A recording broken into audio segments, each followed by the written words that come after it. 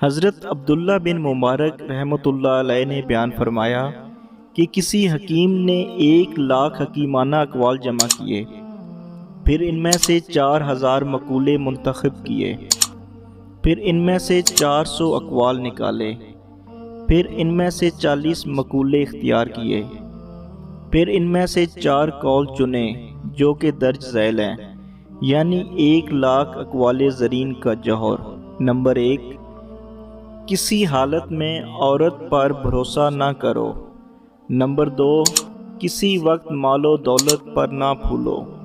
Number 3، جو علم کچھ نفع نہ دے اسے اختیار نہ کرو۔ نمبر 4، اپنے معدے کو ممنوع غذا سے نہ بھرو۔ Thank you so much for watching our video. Please do not forget to like, comment, share and subscribe to Reality of Islam.